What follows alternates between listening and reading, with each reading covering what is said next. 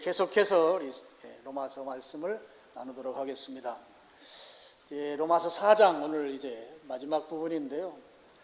4장을 이렇게 되돌아보면 거의 대부분 내용에 아브라함이라고 하는 인물이 등장합니다.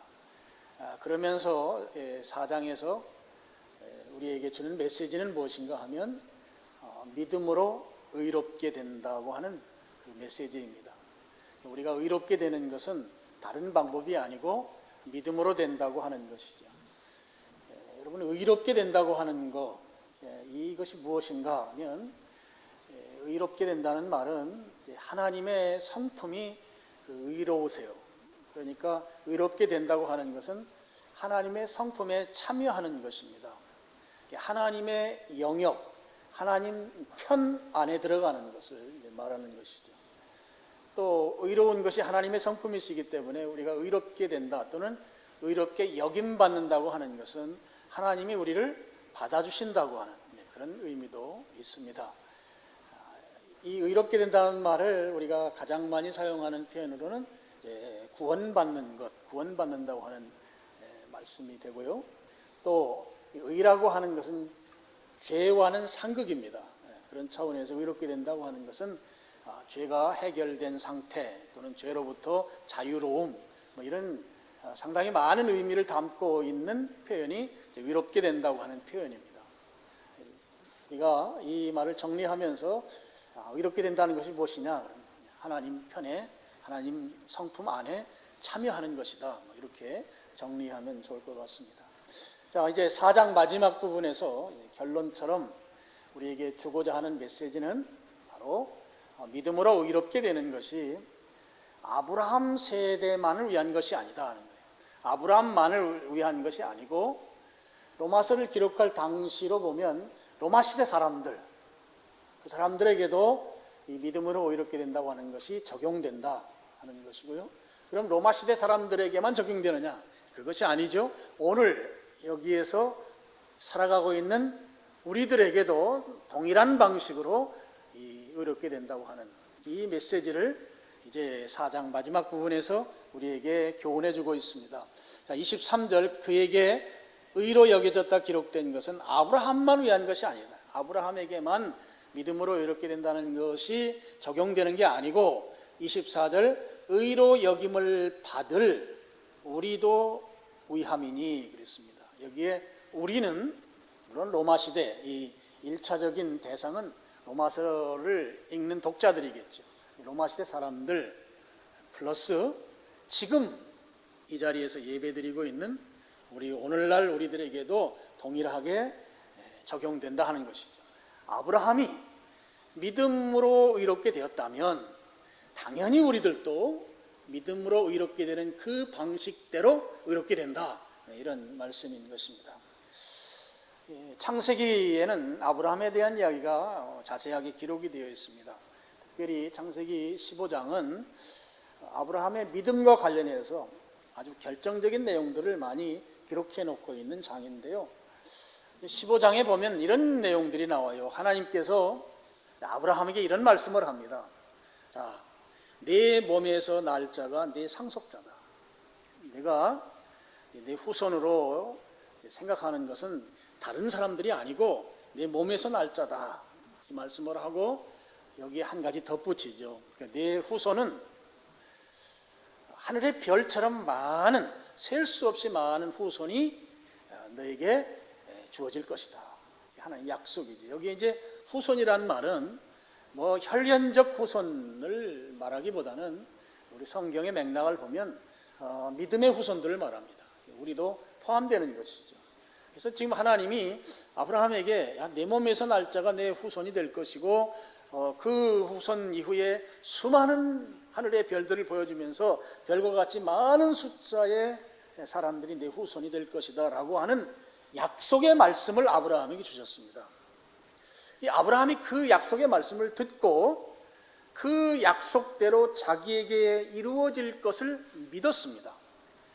근데 믿을 때의 그 상황은 믿을 수 있는 여건이 아니었었죠. 우리가 지난번에 말씀드린 대로 그렇게 믿을 수 없는 형편 여건이 아님에도 불구하고 하나님이 그렇게 될 것이라고 하는 그 약속, 그 약속의 말씀을 아브라함은 그대로 믿었다고 하는 것입니다. 하나님께서 아브라함이 그렇게 믿는 것을 보시고 하나님이 아브라함에게 하신 것은 그렇게 믿는 그의 믿음을 보시고 그를 의롭다고 여겨주셨다 하는 거예요. 창세기 15장 6절 말씀입니다. 아주 중요한 핵심 구절이죠. 우리 같이 읽어보겠습니다. 아브라함이 여호와를 믿으니, 하나님을 믿는 것으로 그를 하나님께서 의로 여겨주셨다 하는 것입니다. 말씀드린 대로 아브라함은 도저히 하나님이 약속한 말씀을 믿을 수 있는 그 여건이 못 됐습니다. 그런데도 그 하나님이 그렇게 말씀하시는 그 약속을 그가 그대로 믿었다는 것이죠. 그러므로 인해서 그 약속대로 실제적으로 다 실현이 된 것을 우리가 성경 내용을 통해서 알 수 있습니다. 자, 그러면 그런 아브라함에게 적용되었던 믿음으로 의롭게 되는 이 방식이 오늘 우리들에게도 동일하게 적용되는데, 그러면 우리는 아브라함은 아니잖아요. 아브라함처럼 후손 이야기를 우리가 그 상황을 믿는가 아니란 말이에요. 그럼 오늘 우리가 믿어야 할 것은 도대체 무엇이냐 하는 것입니다. 우리가 무엇을 믿을 때 비로소 의롭게 되는가, 그 우리가 믿어야 할 믿음의 내용에 대한 부분이 이제 등장하는 것이죠. 자, 24절 하반절을 보면 24절 하반절, 곧 예수 우리 주를 죽은 자 가운데서 살리신 이를 믿는 자니라 그랬습니다. 자, 우리의 주님이 되신 예수 그리스도를 죽음에서 살리신 분, 그분은 바로 하나님이시죠. 하나님께서 예수님을 통해서 우리에게 하신 일들, 이게 믿음의 내용입니다.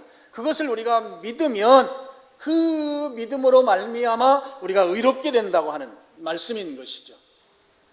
우리가 믿어야 할 믿음의 내용이 무엇이냐 하면, 예수님이 십자가에서 죽으시고 부활하신 이 사실을 믿을 때 우리가 하나님께서 아브라함에게 그의 믿음을 의로 여겼던 것처럼 우리가 예수님을 그렇게 믿을 때 그 믿음을 의로 여겨주신다 하는 것입니다. 의롭게 되는 것은 예수님이 죽으시고 부활하신 이 사실을 믿는 자에게 주어지는 것이다 하는 것이 이제 24장 하반절 말씀인 거죠. 우리가 의롭다고 여김 받으려면 예수님의 십자가의 죽으심 그리고 다시 살아나심, 이 사실을 믿을 때 가능하다. 바로 이 메시지, 이 문장이 로마서 4장에서 우리에게 전하고자 하는 그런 메시지인 것입니다. 그렇게 이 4장에서 마무리를 짓고 24절에서 마무리를 짓고 이제 마지막 절이 25절입니다. 25절은 지금까지 쭉 설명한 이 복음의 진리, 믿음으로 의롭게 되는 진리를 요약해서 다시 한번 소개하고 있는 것이죠. 다시 한번 소개하면서 4장이 마무리되고 있습니다. 자, 25절 말씀 우리가 같이 읽어봤지만 한 번 더 같이 읽도록 하겠습니다. 예수는 우리가 범죄한 것 때문에 내줌이 되고 또한 우리를 의롭다 하시기 위하여 살아나셨느니라 그랬어요. 제가 이제 로마서를 여러분들과 나누기 위해서 유명한 학자들이 쓴 로마서를 몇 권 이렇게 제가 독서를 합니다. 그 중에 그랜트 오스본이라고 하는 미국 트리니티 신학교 교수가 쓴 책을 제가 이렇게 보고 있어요. 그분이 이렇게 써놨어요. 로마서 4장 25절은 로마서 전체의 주제이면서 동시에 성경 전체의 요약이라고 할 수 있다. 로마서 4장 25절이 얼마나 중요하냐? 로마서 전체의 요약이라는 거예요, 그분은. 그런데 그걸로 끝나지가 않아요. 성경 전체를 요약해 놓은 것이 바로 4장 25절 말씀이다. 그렇게 말하고 있습니다. 그만큼 4장 25절은 아주 중요한 내용을 이제 담고 있다고 하는 것이죠. 4장 25절을 같이 나누겠습니다. 여기에 이 내용을 이제 둘로 구분해서 좀 설명하고 있어요. 자, 앞에 부분은 예수는 우리가 범죄한 것 때문에 내줌이 됐다. 우리의 죄를 해결하기 위해서 하나님께서 그분의 아드님을 우리에게 내주셨다. 그러니까 우리의 죄 문제를 해결한다고 하는 내용이 이제 25절 상반절에 기록된 것이죠. 여러분, 하나님께서 예수 그리스도를 죽음에 내놓으셔야만 했던 이유는 우리의 죄를 해결할 수 있는 다른 방법이 전혀 없었기 때문입니다. 죄를 해결할 수 있는 유일한 방법은 죄 지은 당사자가 사망이라고 하는 죄값을 받으면 돼요. 근데 죄 지은 당사자가 그 죄값을 받지 아니하는 다른 방법은 예수님을 죽게 하는 방법이 아니고는 전혀 다른 방법이 없다고 하는 것이죠. 우리가 가지고 있는 이 죄의 문제는 우리 스스로 해결할 수 없는 문제다 하는 거예요. 그래서 그냥 있으면 우리가 그 죄의 문제 때문에 죄의 대가를 안고 죽어 사망하고 지옥 가면 됩니다. 그런데 지옥에 안 갈 수 있는 다른 방법은 없고, 방법이라고 하는 유일한 방법은 예수님이 죽으시는 방법밖에 없다. 그런 말씀이죠. 이 25절 상반절 말씀이. 제가 신학교 다닐 때 제 후배가 한 사람이 있었는데 경상도 출신이었습니다. 근데 이 친구가 저한테 한 번은 그러는 거예요. 자기가 살던 동네는 이 노루가 많아가지고 겨울철 되면 그 노루를 잡아가지고 동네에서 아주 잔치를 벌였다고 그래요. 근데 저는 이제 충청도 바닷가 출신이거든요. 대한민국에 야생 노루가 많다고 막 아주 핏대를 채우면서 이야기를 하더라고요. 저는 이제 약간 회의적인, 믿을 수 없다는 듯이 이제 그 친구하고 대화를 나누는데, 제가 그 못 믿는 것에 대해서 막 본인은 왜 못 믿는 것처럼 하면서 저에 대해서 막 아주 흥분을 하면서 말을 하더라고요. 나중에 보니까 진짜 야생 노루가 경상도 쪽에 많은 걸 제가 알았어요. 겨울 되면 어떻게 야생 노루를 잡는가 하면 철사로 올무를 만들어 가지고 그 노루가 다니는 길목에다 그걸 올무를 놓는다고 그래요. 그러면 여지없이 그 올무에 야생 노루가 잡히게 되고 그 노루를 가지고 동네에서 아주 크게 잔치를 벌였다. 그런 얘기예요. 지금부터 한 30-40년 전 이야기입니다. 노루가 이 철사로 만든 올무에 잡히면 절대 빠져나갈 수가 없다는 거예요. 발버둥 치면 칠수록 더 조여오는 것이 이제 올무라는 것이죠. 제가 그것을 이렇게 생각하면서 우리에게 있어서의 근본적인 이 죄의 문제가 있습니다. 이 죄의 문제를 해결하기 위해서 우리가 할 수 있는 방법이라고 하는 것은 실제적으로는 불가능한 것이죠. 마치 노루가 올무에 잡혀 있는 것처럼 그 올무에 잡힌 노루 스스로는 그 올무에서 빠져나갈 수가 없습니다. 우리의 죄 문제도 마찬가지인 거죠. 우리 스스로 죄의 문제를 해결하려고 아무리 발버둥을 치더라도 죄 문제는 근원적으로 우리 스스로는 해결할 수 없다고 하는 거예요.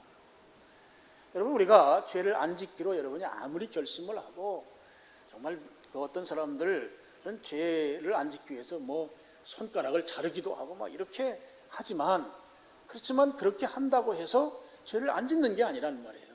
그건 우리가 이미 우리의 경험으로도 다 증명이 되는 사실입니다. 그래서 어떤 이제 학자는 이 부분을 그렇게 써놓고 있어요. 방직 공장에 기계가 있는데 이제 이 천을 쭉 생산하는데 이 천이 한 곳에 올이 풀려가지고 이 정품 이 천이 생산이 안 되는 거예요. 그래서 이제 직원들이 그 올이 풀린 부분을 계속 이제 꿰매지만 이 방직 기계 자체에 문제가 있기 때문에 아무리 꿰매도 정상적인 천이 생산이 안 된다. 그러면서 우리 죄 문제를 설명하는데, 우리 자체가 문제가 있기 때문에 우리의 그 죄라고 하는 이 행위는 인간 자체가 죄 덩어리이고 죄 공장이고 죄 기기이기 때문에 우리의 행위는 결국 죄를 생산할 수밖에 없다. 우리 스스로는 이 천이 정상적인 천이 나올 수 있도록 생산할 수 있는 방직기계가 될 수 없다는 거예요. 왜냐하면 기계 자체가 문제가 있기 때문이다 하는 것이죠. 스스로는 우리의 죄 문제를 해결할 수 없다는 거예요. 그래서 어떤 분은 이렇게 말하는 분도 계세요. 하나님이 전능하신 분이신데 그거 좀 적당히 봐줄 수 없느냐 하는 거예요. 죄 문제에 대해서 말이에요. 아니 그렇게 그 봐주셔야지 예수님을 그 십자가에 죽게 하고 그 끔찍하고 잔인하게 꼭 그렇게 하셔야 되는가? 여러분, 하나님께서 죄를 봐주고 적당히 넘어가면 그 순간 하나님은 더 이상 하나님이 아니게 되는 것입니다. 단적인 예로 우리 하나님을 이제 빛이라고 우리가 예를 들어 설명하죠. 그리고 죄를 어둠의 세계, 어둠으로 말합니다. 여러분, 빛과 어둠은 공존할 수가 없습니다. 함께 있을 수가 없는 것이죠. 하나님이 빛이라고 할 때 그 빛이 죄라고 하는 것과 병존이 도저히 불가능하다고 하는 것입니다. 하나님은 죄와 함께 계실 수 없는 속성을 가지신 분이신 거예요. 근데 그분이 죄를 허용한다? 허용하는 순간 하나님은 하나님이 아니신 분이 되는 것입니다. 하나님께서는 우리의 죄를 적당히 봐줄 수 없을 뿐더러 그분은 의로운 분이시기 때문에 오히려 죄를 적극적으로 처리하시는 분이시다 하는 거예요. 하나님이 가진 이 빛의 속성, 의로움의 속성은 죄를 그냥 놔두고 볼 수 없다 하는 것입니다.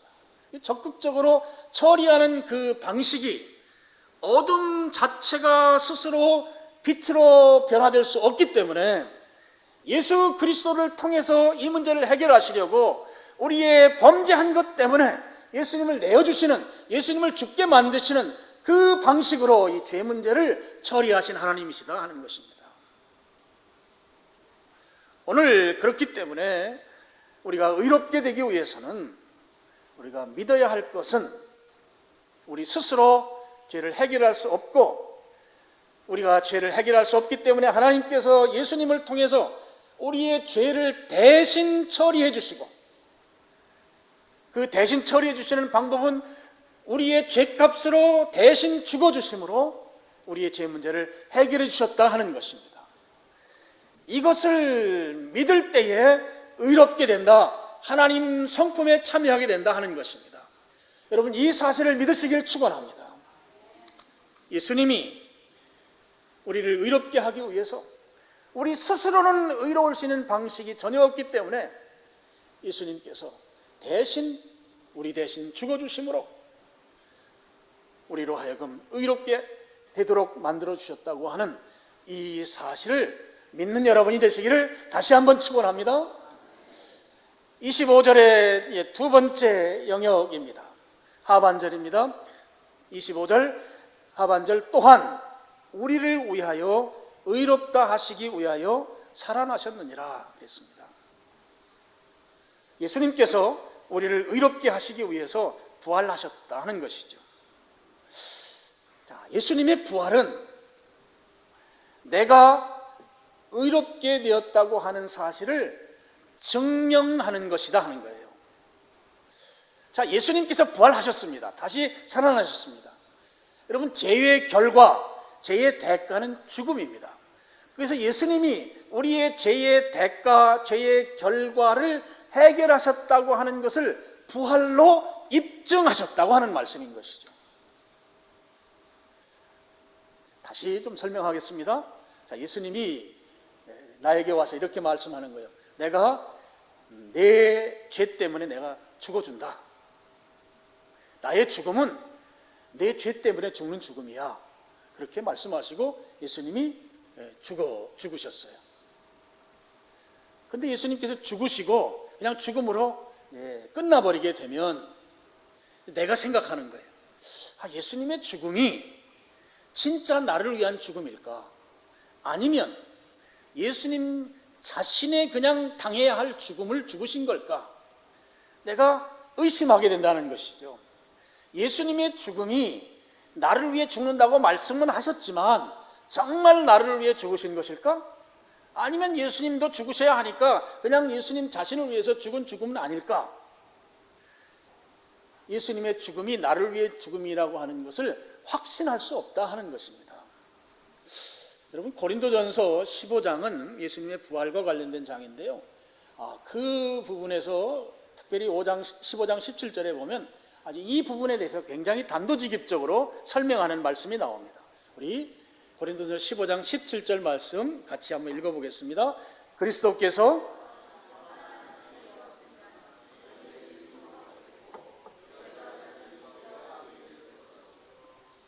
예수님의 부활이 없으면 우리의 죄 문제가 해결되지 않았다, 이런 내용이잖아요.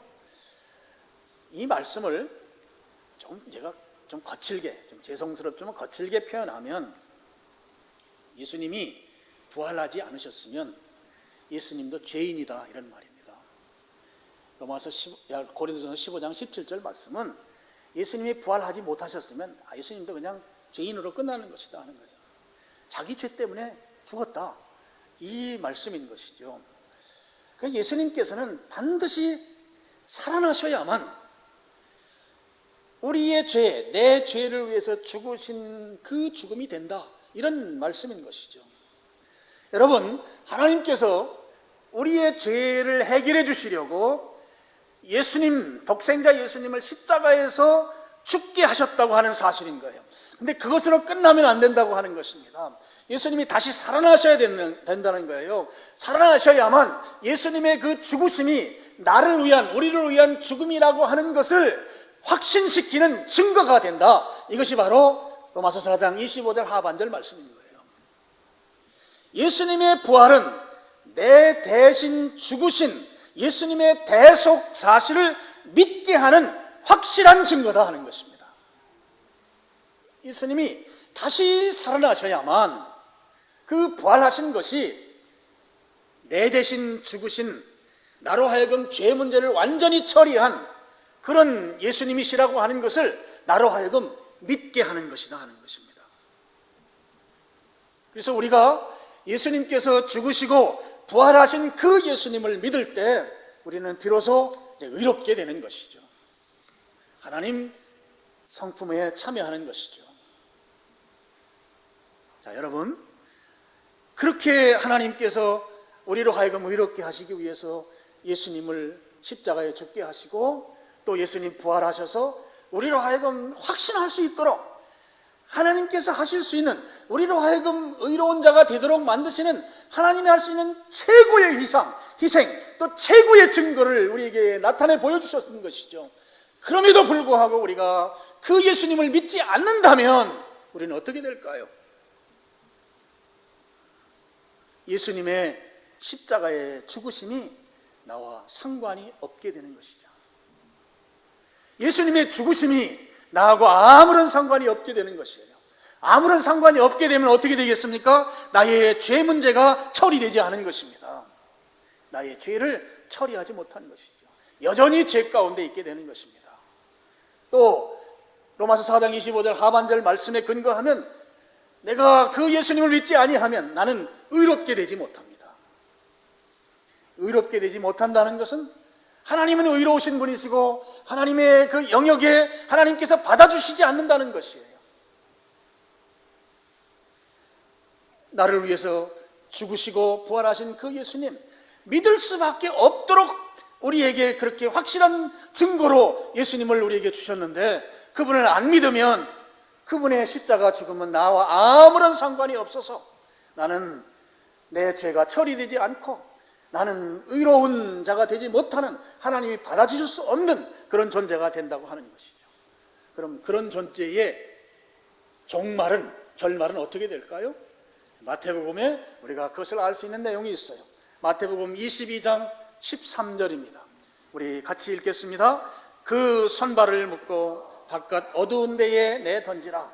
거기서 슬피 울며 이를 갈게 되리라 하니라. 이게 천국을 비유하고 혼인잔치를 비유한 내용 가운데 그 마지막 부분에 나와 있는 내용인데요.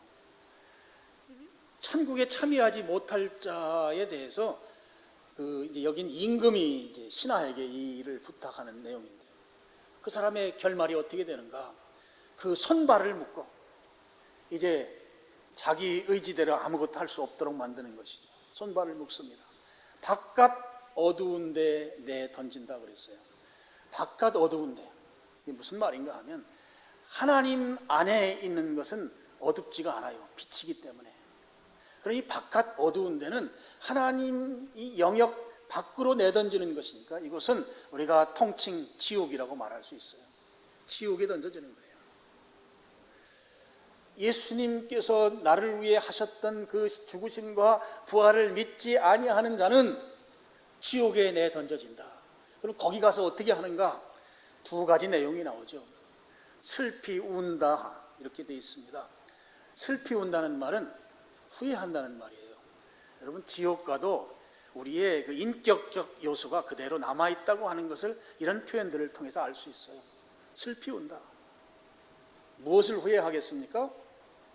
내가 왜 그때 복음 메시지를 듣고 그 복음 메시지를 앞에 내가 순종하고 결단하지 않았던가?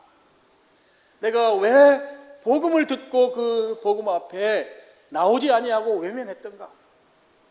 후회하는 거죠. 내가 그때 교회 다니는 그 아무개 씨한테 복음 이 메시지를 들었는데 내가 왜 그때 그 메시지 앞에 굴복하지 아니하고 오늘 이 모양 이 꼴로 이렇게 당하게 됐는가? 후회한다는 거예요. 슬피 울면서. 그때 그렇게 우리 아내가 또 우리 자녀들이 또는 우리 부모님이 나에게 그렇게 예수님 믿도록 복음을 소개해 주었건만 그 권면을 왜 그때 내가 받아들이지 아니했던가? 왜 내가 거절했는가? 이걸 후회한다는 것이죠. 그때 내가 예수님을 믿었더라면 지금 내가 이 바깥 어두운 데 내 던져져서 이런 이 모양으로 지금 살지 않아도 됐었을 텐데 내가 왜 이 모양일까? 후회하는 인생이 된다는 거예요. 또 한 가지가 나오죠. 이를 갈게 되리라 그랬습니다. 이를 간다는 것은 아주 극도의 고통스러움을 표현한 말입니다. 바깥 어두운 곳은 행복한 곳이 아니에요. 바깥 어두운 곳은 이를 갈 만큼 우리 인간이 당하는 고통의 그 최대치를 표현한 것이거든요. 너무너무 고통스러운 곳이다 하는 거예요. 그 고통스러운 곳에서 우리의 인간의 지성이 활동을 하는 거예요. 우리의 인격이 활동하는 거예요. 그러면서 거기에서 슬피 울면서 후회하는 그 인생을 살 수밖에 없는 결과가 주어진다 하는 것이죠.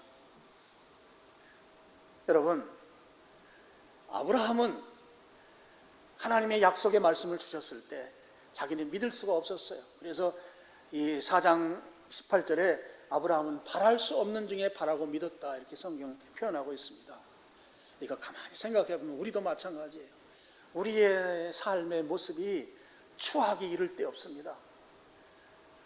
어디 내놓고 내가 좀 괜찮다고 목에 힘줄 만한 그런 인생이 우리가 아닌 거, 우리는 인생을 살아온 만큼 후회와 좌절과 실수 투성이인 그런 인생을 살아왔어요.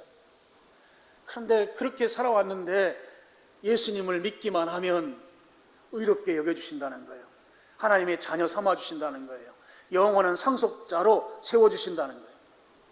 이 사실 아무리 생각해도 바랄 수 없는 일이 아닐 수 없는 것이죠.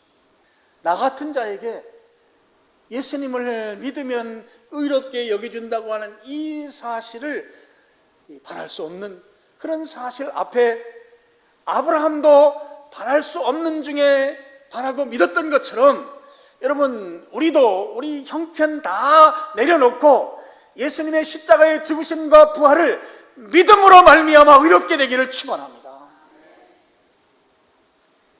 내 쪽에 있는 것, 이것 때문에 의롭게 되는데 장애가 되는 게 아니고 내 쪽에 있는 것은 관계없습니다. 내가 바라고 믿을 수 없는 형편, 내 처지이지만 내가 지금까지 살아온 삶의 그 발자취이지만 그거 내려놓고 믿으면 의롭게 여겨주신다는 거예요. 예수님을 믿으면 의롭게 여겨주신다고 하는 이 믿음을 아브라함처럼 우리도 믿자 하는 것입니다. 자, 여러분, 우리가 믿을 믿음의 내용은 예수님이 내 죄를 대신해서 십자가에서 죽어주신 이 사실을 믿는 것입니다. 동시에 우리로 하여금 이 믿음에 확실히 이룰 수 있도록 의롭게 만드시기 위해서 예수님이 부활하신 이 사실도 믿는 것입니다. 여러분, 그렇게 믿을 때 우리의 죄의 문제가 해결되고 우리는 의롭게 된다고 하는 사실인 것이죠. 오늘 예배에 참여한 여러분들 예수님을 확실하게 믿기를 축원합니다. 우리는 거절할 이유가 하나도 없어요. 내가 삶의 모습 때문에 거절하겠습니까? 아니면 내가 가지고 있는 그 어떤 것 때문에 이 믿음의 자리를 우리가 거절할 이유가 없는 것입니다.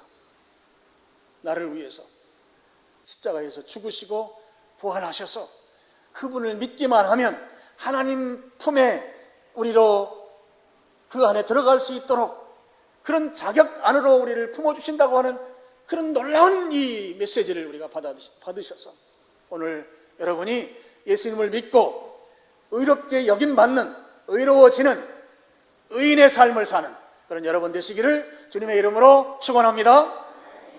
기도하겠습니다. 아버지 하나님,